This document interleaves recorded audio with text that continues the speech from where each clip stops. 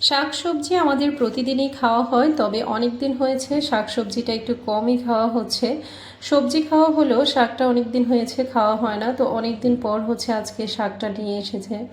তো আমি ফার্স্টেই হচ্ছে একদম দুপুরবেলা এখন এখন হচ্ছে আমি শাকটা কেটে কুটে নিচ্ছি, কারণ রান্নার সময় না হলে একদমই ভেজাল হয়ে যাবে। তো সেই জন্য আর কি। সো হ্যালো ভিউয়ার্স, আসসালামু আলাইকুম। কেমন আছেন সবাই? আশা করছি ভালো আছেন।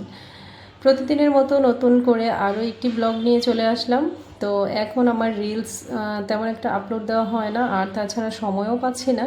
তো সেজন্য হচ্ছে একটু কষ্ট করে হলেও একটা লং ভিডিও দিয়ে রাখি, এই আর কি। তো অনেকেই দেখা যাচ্ছে মনিটাইজেশন পাচ্ছে, তবে তাদের ভিডিও কোয়ালিটি যাই হোক, কেন পাচ্ছে, কী জন্য পাচ্ছে, কি করে পাচ্ছে, আমি কিছুই বুঝতেছি না। তো অনেকেই হচ্ছে এগুলা নিয়ে অনেক চিন্তিত। অনেকের ভিডিও হচ্ছে আমি দেখি যে তাদের ভিডিওর কোয়ালিটি খুবই ভালো, বা আমি হচ্ছে খুঁজে খুঁজে ওদের ভিডিওগুলো দেখি, আমার কাছে এত ভালো লাগে। তবে সেই আপুগুলা নাকি মনিটাইজেশন পাচ্ছে না। তো আর যারা পাচ্ছে তারা কী জন্য পাচ্ছে, কিভাবে পাচ্ছে, সেটাও বুঝতেছি না। তো যাই হোক, এটা হচ্ছে ফেসবুকের ইস্যু, এগুলার আমরা বুঝি কী করব। তো প্রথমে হচ্ছে আমি একটু শাকগুলা ভাজি করার জন্য শাকটা আমি লবণ দিয়ে একটু সেদ্ধ করে নিচ্ছি। ওদিকে হচ্ছে শাকটা হতে থাকুক, এদিকে হচ্ছে আমি ইলিশ মাছ রান্না করব। সেজন্য হচ্ছে ইলিশ মাছটাকে আমি প্রথমেই হচ্ছে সব কিছু মশলা দিয়ে কষিয়ে দেন হচ্ছে রান্না করব। তো প্রথমে হচ্ছে আমি পেঁয়াজ আর মরিচটাকে একটু ভালো করে ভেজে নিচ্ছি, তারপর হচ্ছে এখানে হলুদ মরিচ দিয়ে দিচ্ছি। আর ইলিশ মাছ রান্না করতে তো সবাই পারে, ইলিশ মাছে তেমন কোনো মশলাই লাগে না। তো আমি সবসময় হচ্ছে ইলিশ মাছটা ভুনা করার জন্য একটু পেঁয়াজ বাটা ব্যবহার করি।